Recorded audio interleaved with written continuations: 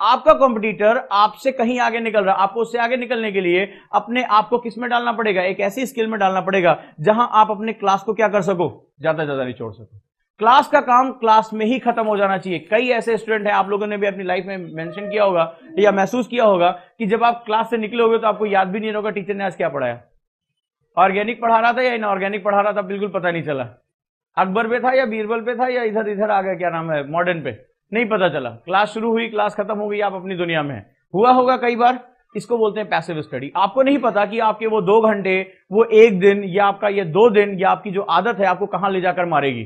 ठीक है, उनसे जाकर पूछिए जिनका इस बार इंटरव्यू इन्होंने दिया और 8 नंबर 7 नंबर, मेरे कई स्टूडेंट हैं जिनका इतने कम कम नंबर से नहीं हुआ। ठीक है, जिनको मैं जानता हूं जो बाहर से मेरे साथ आकर जुड़े थे और इतने कम मार्क्स उनका नहीं हुआ। उनसे पेन पूछिए कि ये पेन क्या था। 10 नंबर 15 नंबर का एक क्वेश्चन होता है, एक क्वेश्चन के बराबर भी मतलब मार्क्स नहीं रहेगा, 8-8 नंबर से उनका जो सिलेक्शन रुका है फाइनल। अब आप सोचिए वो कितना पेनफुल प्रोसेस रहा होगा। सो आपको हर समय अपना ऑप्टिमम करना होगा, अपना बेस्ट देना होगा, और बेस्ट की शुरुआत होती है क्लासरूम से। ठीक है, जब आप क्लास में बैठिए तो आप एक्टिव लर्निंग करिए। पैसिव लर्निंग आप करेंगे, आप अंदाजा लगाइए कि पर डे 3 घंटे की आपकी क्लास होती है। एक हफ्ते में कितनी क्लास, मान लो 5 डेज आपका जो है क्लास है, तो कितने घंटे गए, 15। ठीक है, महीने में कितने गए, 60 घंटे। तो एक साल में कितने घंटे, 720।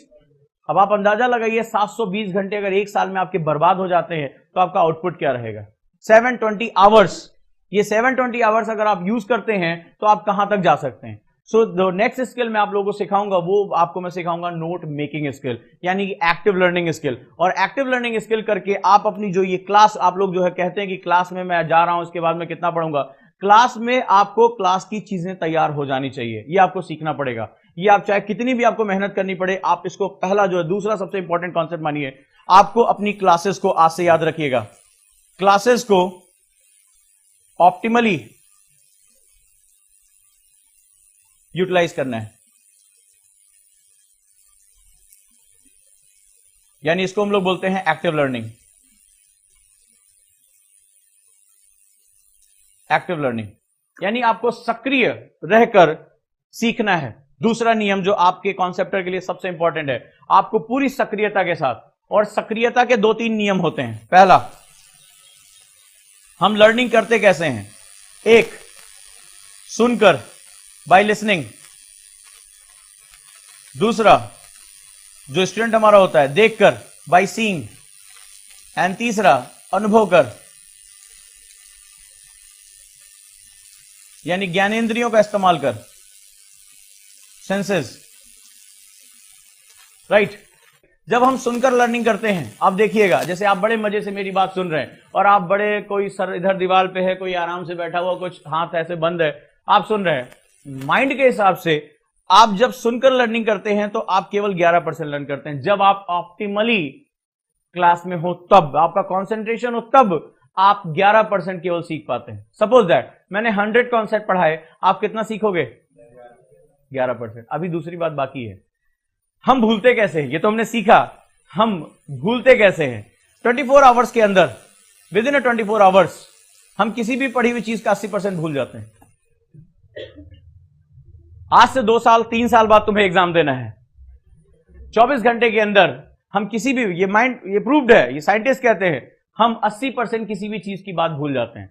इस बार जब बोर्ड का एग्जाम दिया होगा तो तुम्हें बड़ी ऐसे एक्सपीरियंस हुए होंगे, अरे यार वो कॉपी के ऊपर लिखा हुआ था, वो यार इस वाले पेज पे था, याद नहीं आ रहा था, वहां पेन ऐसे तुम पकड़े होगे और जोर जोर से मार रहे होगे, यार याद आ जाता तो मैं इसका आंसर कर लेता। हुआ था, सबके साथ हुआ होगा, सबके साथ हुआ होगा, क्योंकि वो धुंधली धुंधली यादें थी।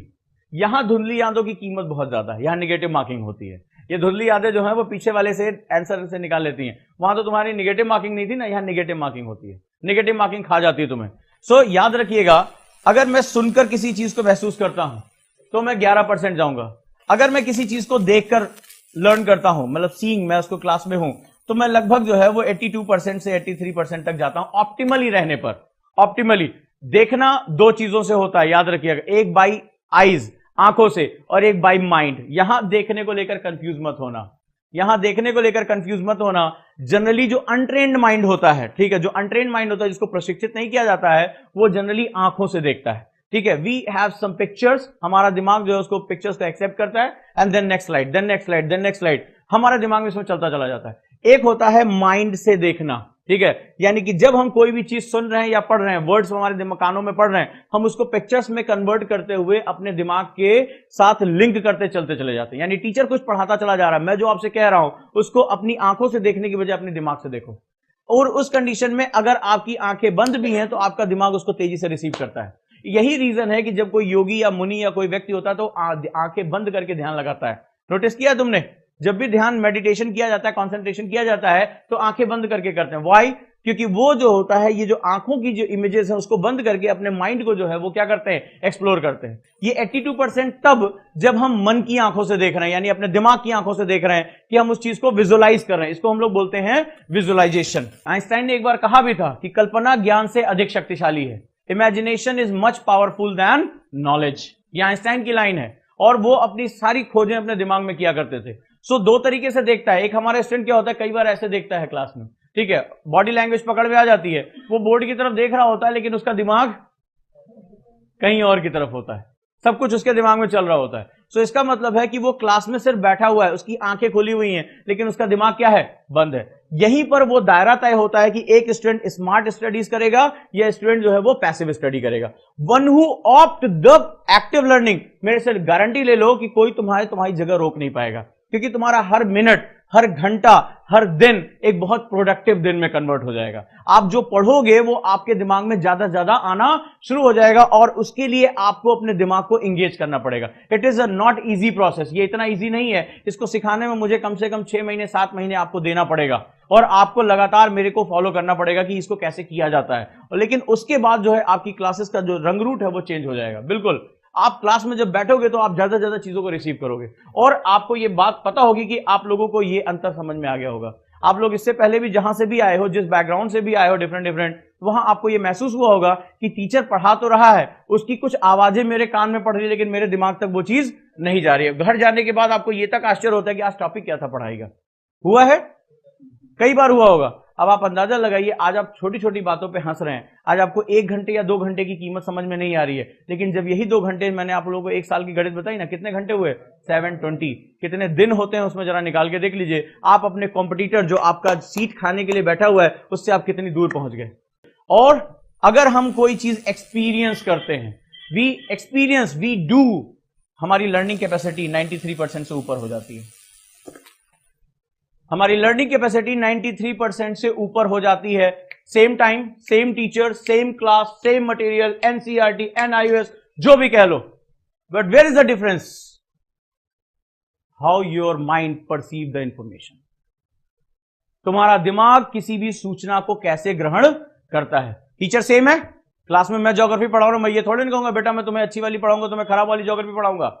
बराबर पढ़ा रहा हूं, करंट अफेयर्स पढ़ा रहा हूं, इक्वल पढ़ाऊंगा। हर टीचर अपना बेस्ट दे रहा है, सेम क्लास है, सेम टाइम है, सेम घड़ी है, सब कुछ सेम चल रहा है, ठीक है, सारा इंफ्रास्ट्रक्चर सेम है, but where is the difference? एक स्टूडेंट का माइंड अनट्रेंड होगा और एक स्टूडेंट का माइंड ट्रेंड होगा। मेरे लिए ये स्टूडेंट मुझे चाहिए, ये स्टूडेंट मुझे चाहिए जो अपनी क्लासेस का ऑप्टिमम निकाल सके। और मुझे ये स्किल्स आपको सिखानी है। How can you convert your study into your experience? आप अपनी स्टडीज को अपने एक्सपीरियंस में कैसे कन्वर्ट कर सकते हो? We have lot of method, और बच्चे करते हैं, ठीक है। ऐसे ऐसे नोट्स हैं, ऐसे ऐसे तरीके हैं जिस पर आप अपनी स्टडीज को अपने एक्सपीरियंस में कन्वर्ट कर सकते हो। That is the one of the most important thing. So आज में भी आप यहां भी हो सकता है इससे भी नीचे हो। 15-20 मिनट से ज्यादा कॉन्सेंट्रेशन ना, अभी जमाई आनी शुरू हो जाएगी, ज्यादा देर सुनने के बाद नींद आनी शुरू हो जाती है, बॉडी पैसिव। तो सवाल यह है कि मुझे यहां से आपको यहां लेकर जाना है। यह है पूरा सफर, यह है पढ़ाई के साथ साथ इन चीजों पर जहां आपको फोकस करना है। और इसीलिए मैं इसको ट्रेनिंग कैंप कहता हूं।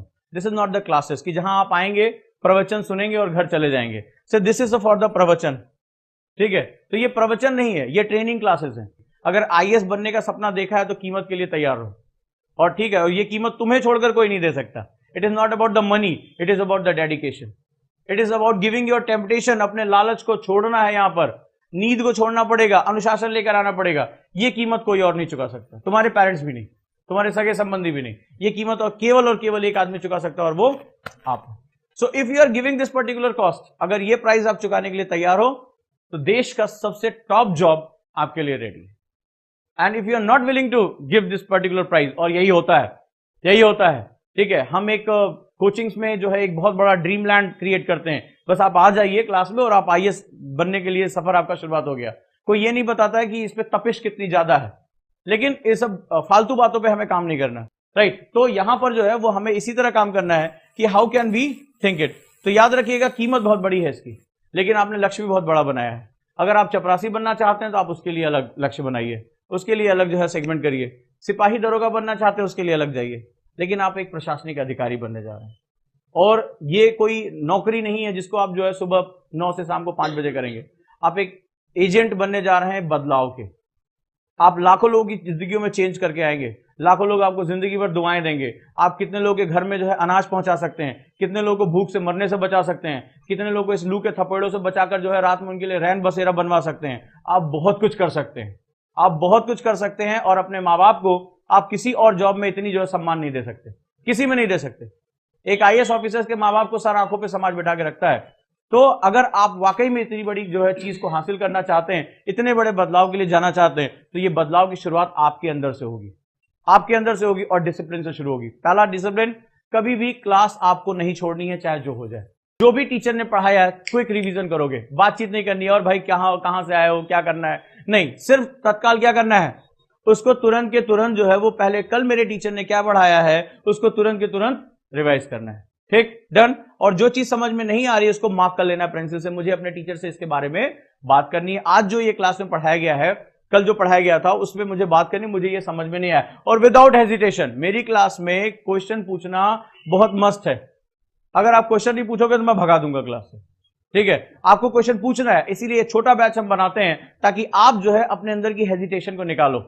अपने अंदर हो सकता है आप लोग ऐसी जगह से आए जहां आपसे क्वेश्चन पूछना मना किया जाता हो, डांट पड़ जाती हो, जो टीचर कह रहा है जो हमने पढ़ा दिया वही ब्रह्म वाक्य है, दैट इज नॉट ट्रुथ, ठीक है। यहां आपको क्वेश्चन पूछना पड़ेगा, सर इसकी चीजें क्या हो सकती है, और जो आपकी कमियां हैं, मैंने अभी क्या लाइन लिखाई, अपनी कमियों को जानना और उन्हें दूर करना।